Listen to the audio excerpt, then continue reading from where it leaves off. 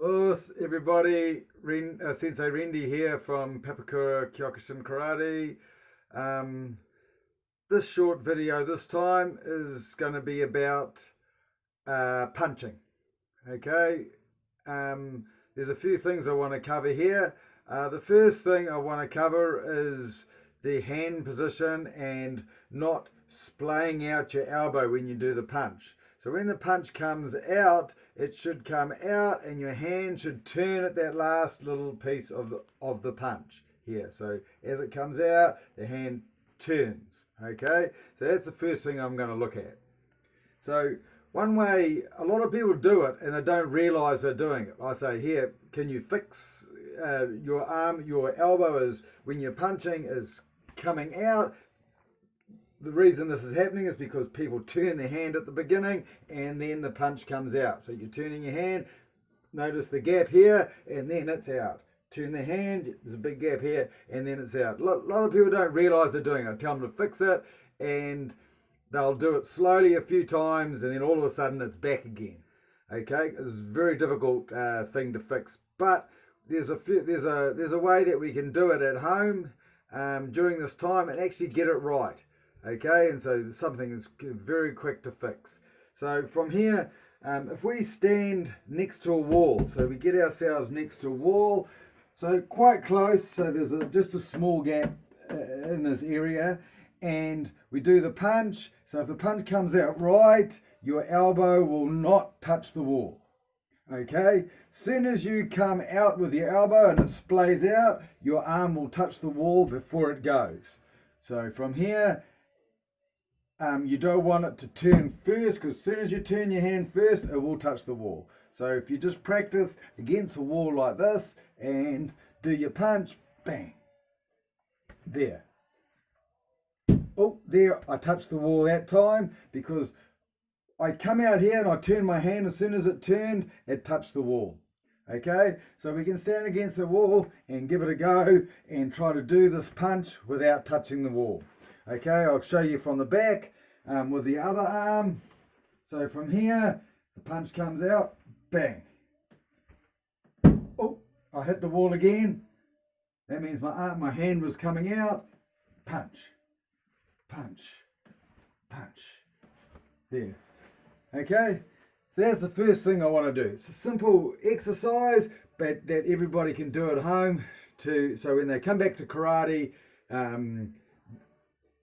they'll realise. As soon as you do it against the wall, you'll realise if your arm. So you start slowly, do it slowly, get methodical, and then slowly increase your punching speed, and make sure that when you increase it, that you're all of a sudden not doing this, because that's when it happens. People will do it, when they think about it, and often they can do it, and when they're not thinking, yet their arm comes out. Okay, so that's the first little thing I wanted to go over, and probably the most important one that I wanted to make sure people do for now. But there's a few other little things in a punch that have to be right to get that punch nice. Okay, so the next thing we have to make sure is that this hand doesn't, this one here that's out, doesn't come back before the other one comes out. Okay, that's another problem that people do, so they end up punching like this. Okay, so it's quite simple for this one. You have to make sure that, I try to tell students to make sure this one here punches out before the other one comes back. That will force this one to stay out there, and you'll find it difficult to actually punch without bringing that one back. But if you punch with this one first, it will pull the other one back. If we do this, when we pull, if we make sure this hand comes out first, this hand here helps the other hand go out. That will give you a lot more power in the punch. This hand that's coming back will help it, especially if it comes back at the right time, which is as this one comes out. So there's a little bit of a tip there. So when this one comes back, pull it back nice and hard to the hikate, and that will have another effect, that when it comes out and you pull this one back, that will bring your hips around slightly. So if you notice my hips turning here, bang, that will give you that little movement in your hips, that little movement there takes the punch from there, and the little movement takes the punch to there. That there will increase your power by twofold. Okay, if I did it without the hip movement, my punch would only be as strong as my arms are. And as you can see, these arms aren't very big, so that's not going to be a very strong punch. But if I use that little circular motion of my hips coming here, that will increase my power by a lot. Okay, so there's a couple of little tips for today. The biggest one I want you to do is stop bringing that arm out. And the other one is when you're doing your punching in class, not to be just happy, just punching like this. You need to make sure that you're pulling your hand back, which will create that hip and shoulder movement. Remember, whenever you do punching, even if you're doing it in a fighting, the shoulder leads the way. You want a strong punch, the shoulder's got to lead the way. Same with this one.